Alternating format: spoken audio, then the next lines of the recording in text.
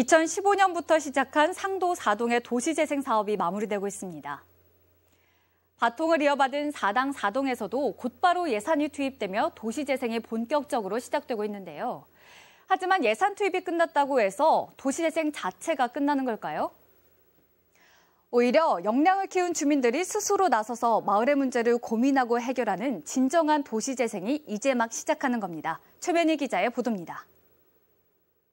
재건축이나 재개발 없이 마을 본래의 기능을 회복하는 도시재생.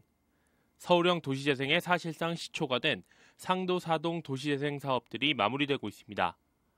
어르신과 어린이가 함께 사는 동네를 지향하는 상도 4동 도시재생은 10개 마중물 사업 가운데 6개가 이미 완료됐고 나머지 사업들도 상반기 안에 대부분 매듭이 지어집니다. 또 자율주택 정비와 에너지 효율화 집수리 등 마을을 해치지 않는 주거 환경 개선이 뒤따르게 됩니다. 하지만 4년 동안 약 100억 원의 예산이 투입된 도시재생의 가장 큰 불안 요소는 투입된 예산에 비해 그 성과가 가시적으로 잘 드러나지 않는다는 점에 있습니다. 도시재생에는 물리적인 공간재생도 분명 포함되지만 그보다도 공동체의 회복과 마을의 기능 향상 등 눈으로는 잘 보이지 않는 부분이 더 중요하게 여겨지기 때문입니다.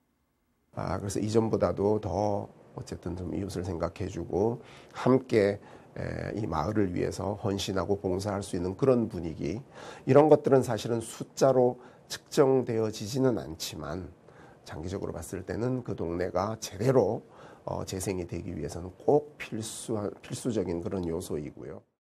4년의 도시재생 사업 기간에도 큰 의미를 두기는 어렵습니다. 사업을 거치며 도시를 재생하기 위한 토대가 마련됐을 뿐 지금부터의 재생은 지자체와 주민 몫으로 남은 겁니다.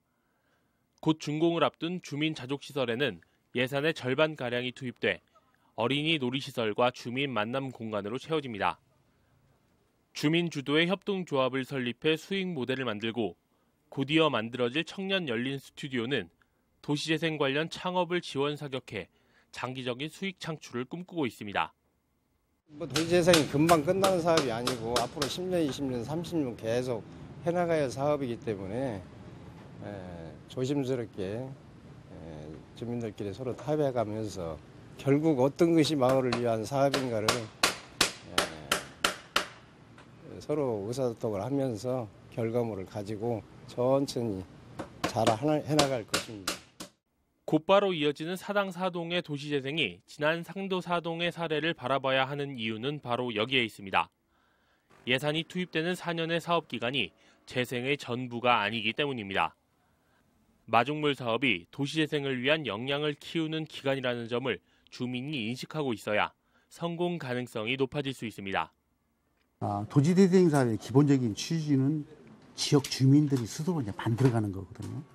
자력으로 이제 지역 주민들이 만들어가기 위한 그런 하나의 과정이 현재 도시재생 사업이라고 이제 보시면 되는 거고, 부분적으로 수정이 필요한 부분들 이런 걸 통해서 4당 4동은 좀 다른 방향으로 이런 좀 추진을 해나갈 그런 계획입니다.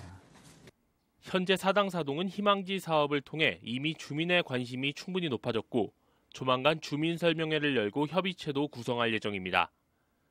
초점은 재생에 기초를 둔 마을 주거환경 개선. 이 밖에도 여러 소모임을 통해 만난 주민들이 관심 분야의 문제점을 발굴하고 마을 발전을 위한 다양한 활동을 이어나갑니다. 곧 만들어질 4당 4동 도시재생센터가 공간 제공의 역할을 하게 됩니다.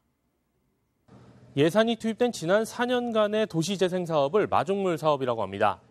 물을 퍼올릴 때 쓰이는 마중물처럼 이제 시작하는 도시재생을 위한 토대가 마련된 셈입니다. 주민이 고민하고 주민이 해결책을 찾는 도시재생 사업의 시작은 이 마중물 사업이 끝나는 바로 지금 비로소 시작됩니다. 지속적인 주민 관심과 노력이 필요한 이유입니다. HCN 뉴스 최면입니다.